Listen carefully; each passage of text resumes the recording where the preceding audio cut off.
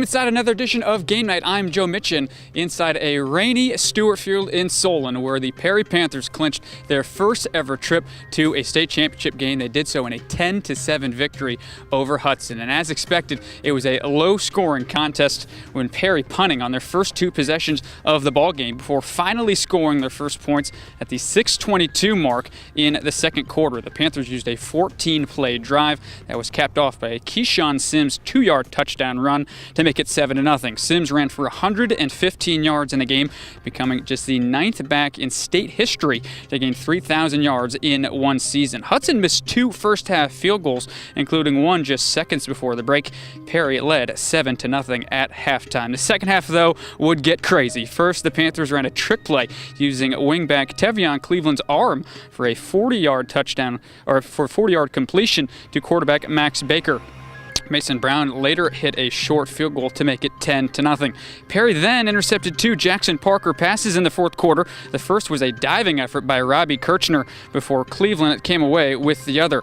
Hudson blocked a punt, though, to set up a 39-yard field goal try of their own, but that was blocked by Keyshawn Sims to keep it 10-0. Hudson, though, would score with just under 3 to play in the ballgame when Matt Restifo caught a 22-yard pass, but it wasn't enough to stop Perry from heading to the Horseshoe for the first time in school history. We were 0-10 3 years ago. It's pretty scary. It tells you what attitude and effort does, and kids that buy into a certain thing.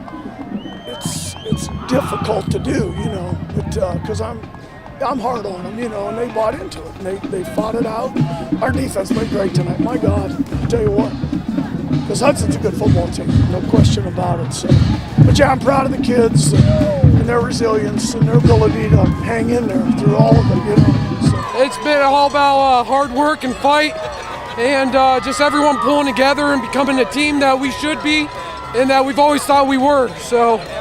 Yeah, it feels great. So after a Federal League championship and a regional championship, Perry will look to make even more school history next Friday night at Ohio Stadium. They'll do so in an 8 p.m. Friday night contest against defending state champion Cincinnati LaSalle. This has been another edition of Game Night from Stewart Field in Solon. I'm Joe Mitchin. Thanks so much for joining us on FridayNightOhio.com.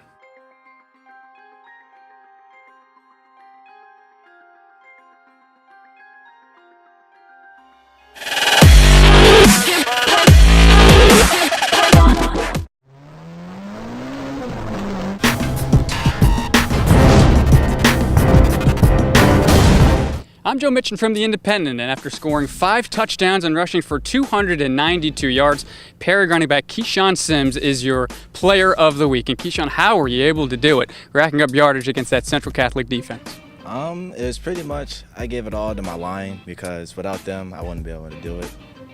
If they get on their blocks, it just makes more holes for me. How much easier do they make things for you as well as your team at Tevion Cleveland to find those gaps and to push that defensive line forward? For the linemen, they make it easy because I don't have to break that many tackles. They just get them out the way for me.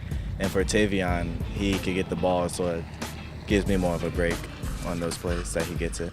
Now, last week's Player of the Week was Trey Longoria of Canton South, and he said he saw your Week 1 performance against Massillon, another 200-yard game, use that as a little bit as a motivation. Now, you saw what he did in Week 1. Was that in your mind last Friday against Central? Kind of. We were talking about it. We were going to say we both got to get over 200 yards each games. So I could give a little bit. Yeah, it was from that. It's a little bit of a friendly rivalry brewing. Yeah, it pretty much is. Keyshawn, obviously a long ways to go, but you start up Week 3 against New Philadelphia. Thoughts on the rest of the season and I guess your goals here coming forward? Thoughts on the rest of the season? We just got to come out like we did last week, come out the gate ready, play all 4 quarters. And that's pretty much it. Keyshawn, congratulations on this week's honor, and you can catch all of our high school football coverage from around the area on FridayNightOhio.com.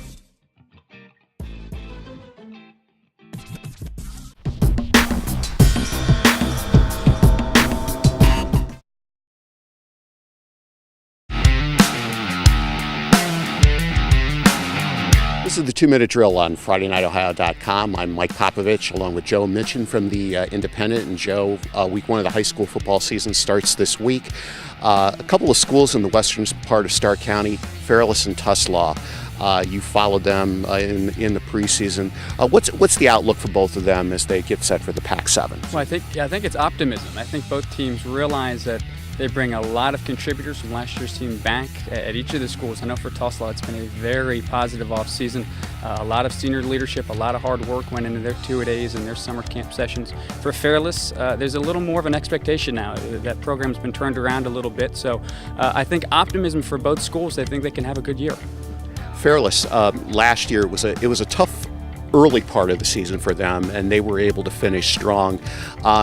This year, it seems like with their schedule, they're going to be challenged early again. I know they're playing Coshocton. I know they got Garaway on the schedule. So what is facing challenges like that early? How much does that help you along the way? Well, certainly they're going to be put through the ringer before Pac play even begins. And you're right, it starts with the Coshocton team in week 1, a team that runs the ball, a team that's physical, and it's going to be quite the challenge for the Falcons. But they've been talking about that. That's kind of been a point of emphasis all summer, worrying about that week 1 game, being ready for it, and calling it a great opportunity for them to see where they are and to go up against good competition before league play begins. Fairless and Tuslaw hoping for big things in the Pac-7. For Joe Mitchin, I'm Mike Popovich. We'll see you next time on FridayNightOhio.com.